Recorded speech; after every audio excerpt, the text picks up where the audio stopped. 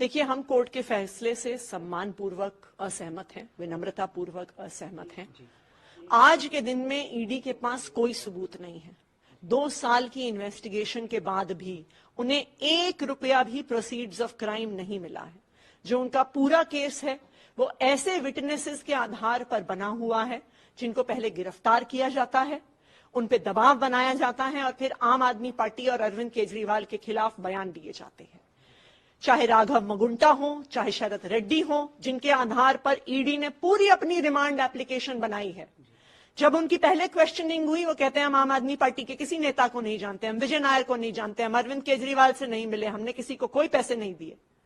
गिरफ्तारी के बाद उन पे दबाव बनाया जाता है, उनसे आम आदमी पार्टी के खिलाफ स्टेटमेंट्स लिए जाते हैं और जैसे ही वो स्टेटमेंट दे देते हैं कुछ दिन में उनको बेल दी जाती है।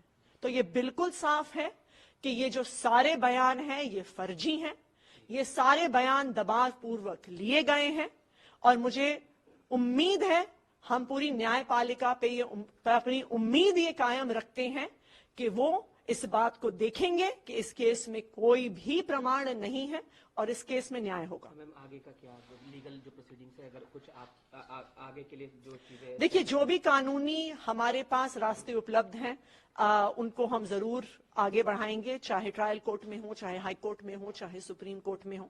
लेकिन हम न्यायपालिका से भी ये उम्मीद करेंगे कि उनकी आंखों के सामने लोकतंत्र की हत्या हो रही है, उनकी आंखों के सामने एक एक करके विपक्ष की पार्टियों पे हमले हो रहे हैं, उनकी आंखों के सामने विपक्ष के नेताओं को जेल में भेजा जा रहा है, उनकी आंखों के सामने विपक्ष की पार्टियों के बैंक अकाउंट फ्रीज किए जा रहे हैं।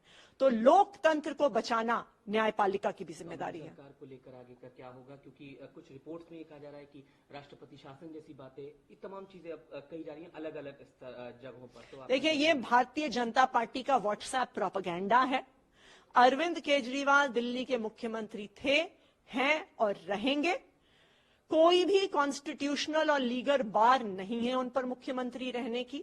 उनका कोई कन्विक्शन नहीं हुआ है। इस देश में आपका कन्विक्शन हो जाता है, 2 साल से ज्यादा की सजा होती है, तो आप फिर जनप्रतिनिधि नहीं रह सकते हैं। लेकिन अरविंद केजरीवाल की कोई कन्विक्शन नहीं हुई है, इसलिए कोई भी कॉन्स्टिट्यूशनल बार नहीं है उनके मुख्यमंत्री रहने पर। सुनीता जी ने जो ट्वीट किया है उस पर भी प्रतिक्रिया दे दीजिए।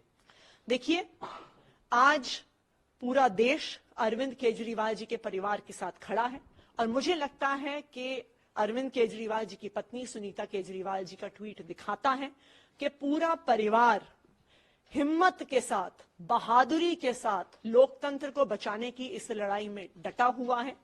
इससे ज्यादा मुश्किल परिस्थिति एक परिवार के लिए क्या हो सकती है कि एक पिता, एक पति, एक बेटा जेल चला गया है, उनको पता नहीं है कब वापस आएंगे, लेकिन वो परिवार टूटा नहीं है। जैसे मनीष सिसोदिया का परिवार नहीं टूटा, जैसे संजय सिंह का परिवार नहीं टूटा, जैसे सत्येंद्र जैन का परिवार नहीं टूटा। ये लोग भारतीय जनता पार्टी वाले सोचते हैं कि हम केस कर देंगे और विपक्षी पार्टियों के नेता कूद कूद कर भारतीय जनता पार्टी में चले जाएंगे। लेकिन आम आदमी पार्टी का एक एक नेता, उनके परिवार का एक एक सदस्य लोकतंत्र को बचाने की इस लड़ाई में डटा हुआ है और डटा हुआ रहेगा।